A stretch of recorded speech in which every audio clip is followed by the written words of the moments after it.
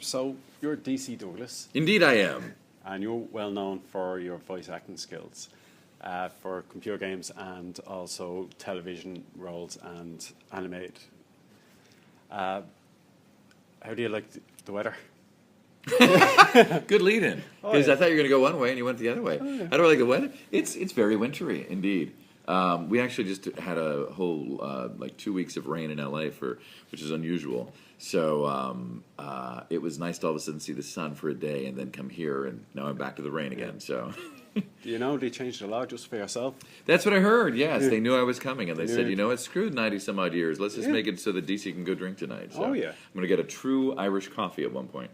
Maybe a pint of Guinness or Sminnix. You see, I'm sorry, I'm not. Yeah, you're all gonna hate me, but I'm not into the beers. No? I'll check out your ciders though, because I love ciders. All right. Well, what's it? Apple Tree cider is the new one that's on the market. What's that? Apple Tree. Apple tree? I'll Yeah. check it out. But anyway, one of the questions I'd like to ask you would be, you're well known for your voice acting skills. Which would you prefer if you had a choice? Would you like to provide a voice for the gaming or for like computer games or just for the animated? Oh, because my true love is on camera acting, but I don't get much of that work.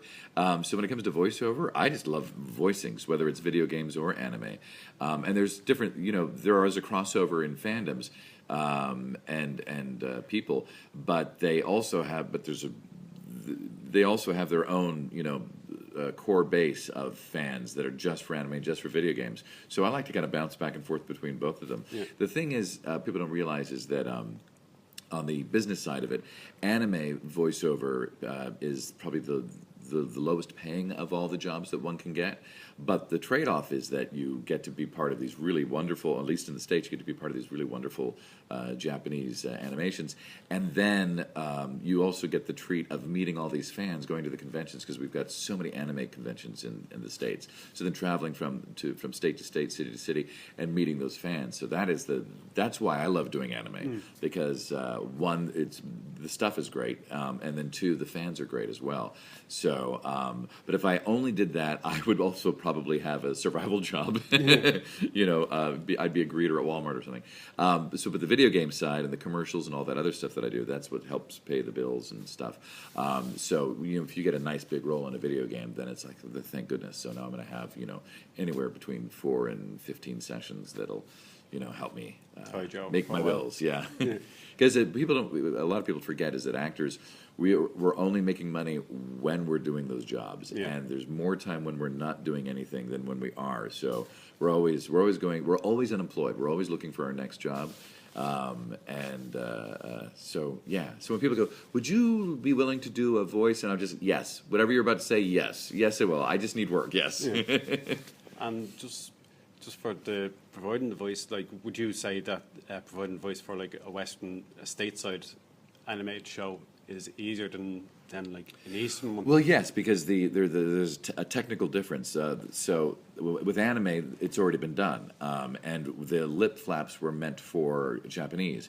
So they have to first translate the lines so that they still fit the style of what the show was, and also fit the lip flaps. Yeah. And then as voiceover actors, we have to sometimes take what might be slightly awkward dialogue, or awkward only because it has to match those lip flaps, and just make it sound natural. So it's a much more technical, laborious process. Whereas I was Chase in Transformers Rescue Bots, as a stateside cartoon, and that was they hadn't drawn anything. We just we knew what our characters looked like, and that was it.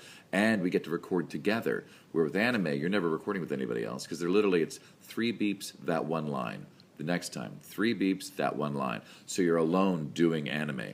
But with a cartoon, and not always, but usually with a cartoon, most of you will be in the room with your music stands and your mics, and you can play off each other. And you'll get to run this scene a couple times, and then they may go line by line by line.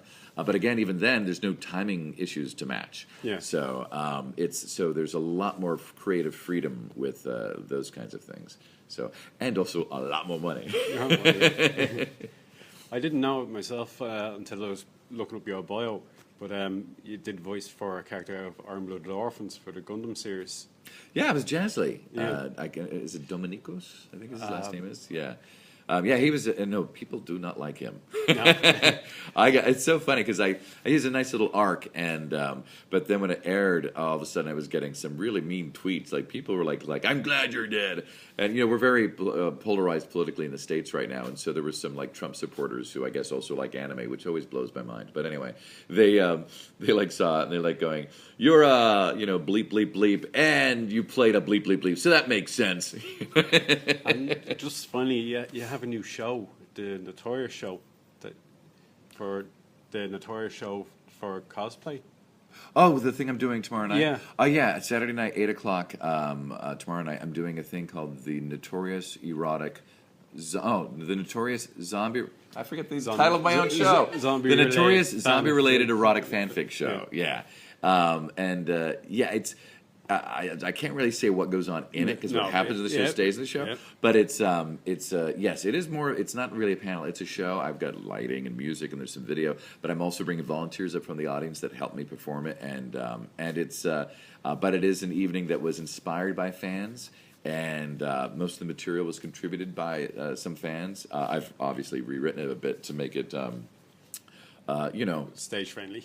It was stage friendly, yeah, and also not to be. I mean, obviously, it's a rated R. Do you guys have ratings here in Ireland? Yeah. So, do you have rated R? No, but it's like 18 plus. Oh, so so it's definitely 18 plus material, but it's not offensive 18 plus material. I mean, if you go to an 18 plus show and you get offended, then you obviously are a conflicted person. So, but yes, no, it's very fun and very naughty. But there's more laughter than squirmishness, I would say. Oh, okay. Yeah. Well, that's it. Well, You're like, I'm done. No. Yeah. After talking about your